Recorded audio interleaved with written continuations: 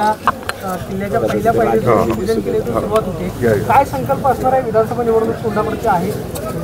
महाराष्ट्राचं आराध्य दैवत छत्रपती शिवाजी महाराज यांच्या जन्मस्थानाच्या या किल्ल्याच्या पहिल्या पायरीचं दर्शन घेऊन महाराष्ट्रात रयतेचं राज्य आणण्यासाठी निर्धारपूर्वक आम्ही शिवस्वराज्य यात्रेची आज सुरुवात करतोय.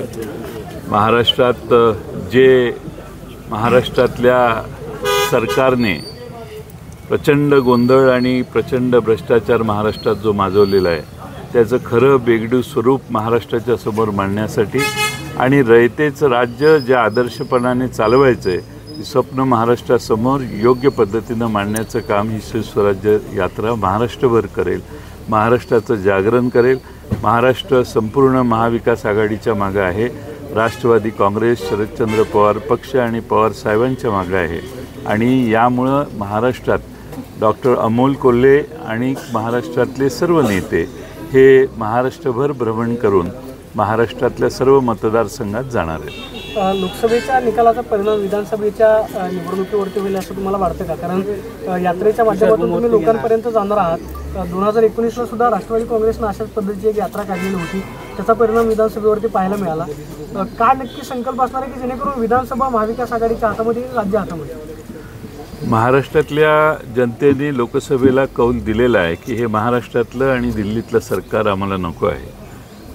48 पैकी 31 खासदारांनी भारतीय जनता पक्षाचा पराभव करण्यासाठी फार प्रचंड पाठिंबा आम्हाला दिला आणि महाराष्ट्रातलं हे सरकार जाणं हे महाराष्ट्राच्या हिताचं आहे ही महाराष्ट्रातल्या जनतेची खात्री आहे आणि म्हणून लोकसभेच्या निवडणुकीच्या नंतर अधिकचा उत्साह आम्हाला जनतेमध्ये कार्यकर्त्यांच्यात दिसतोय आणि आमची यात्रा साधी आहे, काही इव्हेंट नाही आहे, फार मोठी आमच्याकडे अर्थव्यवस्था नाही आहे, पण साधेपणाने महाराष्ट्रातल्या जनतेला सामान्य माणसाला मनाला जाऊन भिडण्याचं काम हे डॉक्टर अमोल कोल्हेंच्या नेतृत्वाखाली महाराष्ट्रावर आम्ही करू.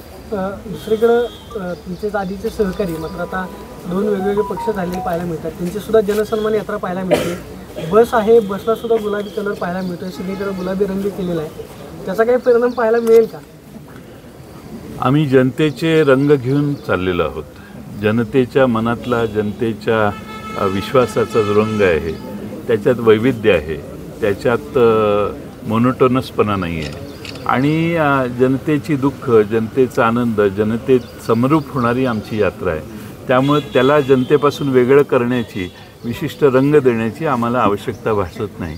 आम्ही जनतेचेच आहोत. जनता आमच्या मागं आहे, जनता आमच्या बरोबर आहे आणि म्हणून आमची साधी यात्रा महाराष्ट्रात शेवटपर्यंत सामान्य माणसाच्या मनाला स्पर्श करून जाईल. 2 दिवसांपूर्वी उद्धव ठाकरे दिल्लीमध्ये गेलेले होते.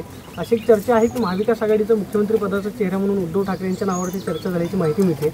महाविकास आघाडीमधलं मुख्यमंत्री पदाचं सूत्र काय असेल, त्याचबरोबर जागा वाटपाचं सूत्र काय असेल, काय प्राथमिक चर्चा झाली आहे? उद्धव ठाकरे हे आमच्या महाविकास आघाडीच्या पहिल्या मंत्रिमंडळाचे मुख्यमंत्री होते, आमचे ते नेतेच होते, त्याबद्दल काहीच वाद नाही आणि त्यामुळे त्यांनी दिल्लीत जाणं, वेगळ्या पक्षांना भेटणं हे महाविकास आघाडीच्या दृष्टीने हितकारक आहे, आवश्यक होतं.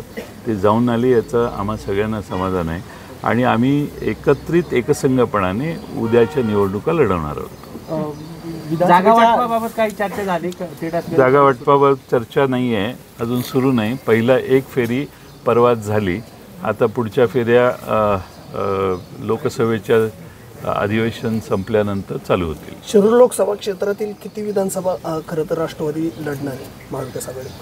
आता त्याच्याबद्दल आकडा सांगणं योग्य होणार नाही, कारण आमच्या महाविकास आघाडीच्या चर्चा पूर्ण होण्याच्या आधी प्रत्येक जिल्ह्यातल्या प्रत्येक मतदारसंघातल्या जागा सांगणं हे महाविकास आघाडीच्या चर्चेत व्यत्यय आणणारं होऊ शकतं.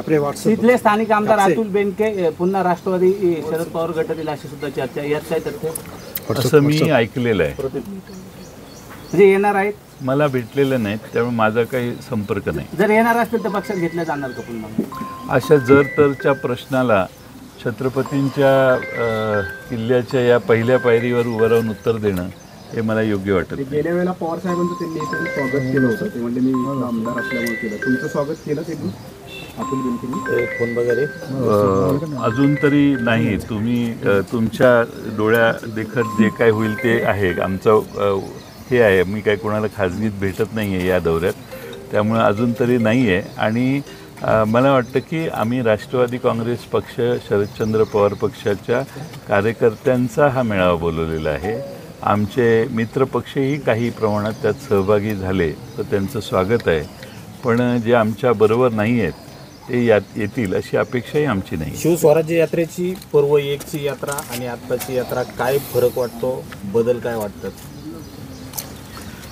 शिवस्वराज्य यात्रेची दुसरं पर्व जे आहे त्याच्यामध्ये महाराष्ट्रातल्या जनतेचा पाठिंबा लोकसभेत जो व्यक्त झाला आहे त्याचा आत्मविश्वास आहे. महाराष्ट्रातली सत्ता आमची येणार आहे याबाबत सर्वच महाराष्ट्राला जो विश्वास निर्माण झाला आहे तो विश्वास आज आमच्याबरोबर आहे. आणि महाराष्ट्रात ज्या सत्तेच्या बळावर ज्या चुकीची वागणूक आणि चुकीचे कारभार महाराष्ट्रात जो चालू आहे त्याला बाजूला काढून रयतेचं राज्य आणावं हा जनतेचा आशीर्वादही आमच्याबरोबर आहे. हे महत्त्वाचे फरक आहेत. शिवस्वराज्य यात्रेत गवगवीस यश मिळालं होतं मागच्या काळात आणि आता पुन्हा एक काढतायत. मात्र मागचे काही नेते तुमच्या सोबत नाहीत, आता पुन्हा एकदा निघतायत. काही खंत वाटते का त्यात? मला एक खंत आहे, अमोल मिटकरी हे आमच्याबरोबर असायचे, ते आज नाही आहे, त्याची मला खंत आहे. पण ठीक आहे, आता शेवटी ज्याचा त्यांनी मार्ग अनुसरलेला आहे. पण त्यांची आणखीन बाकीचे आमचे बरेच सहकारी नाही आहेत. खंत जरी वाटली तरी कर्तव्याला कधी चुकायचं नसतं. ते कर्तव्य करून महाराष्ट्र पुन्हा महाराष्ट्र देशातलं एक अग्रेसर राज्य होईल, एक नंबरचं राज्य होईल.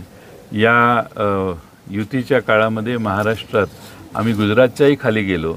या सगळ्या खंत आमच्या मनात आहेत आणि त्या सगळ्यांची दुरुस्ती करण्याचं काम आम्ही भविष्यकाळात करू. या यात्रेचं नेतृत्व अमोल कोल्हे करतायत.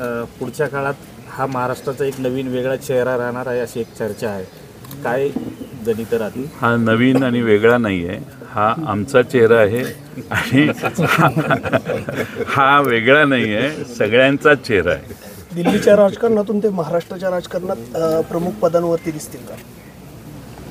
आता दिल्लीला ते इतकी उत्तम कामगिरी बजावत आहेत की त्यांचं प्रत्येक भाषण महाराष्ट्रातला संसदेतली भाषणं ऐकणारा प्रत्येक जागरूक नागरिक हा त्यांचं भाषण ऐकतो. आणि त्यामुळं राजकारणात कधी काही होऊ शकतं. त्या प्रवासात राजकारणाला काही प्रवासाला काही फ्रेमवर्क नसते.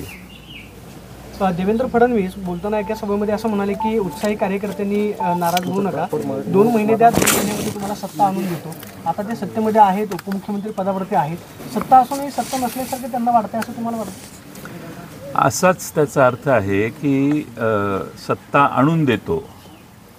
देवेंद्र फडणवीस सत्ता महाराष्ट्रात भारतीय जनता पक्षाला आणून देतो. हा जो आणून देण्याचा दर्प आहे तो दर्पच महाराष्ट्र दूर करेल असं मला वाटतं.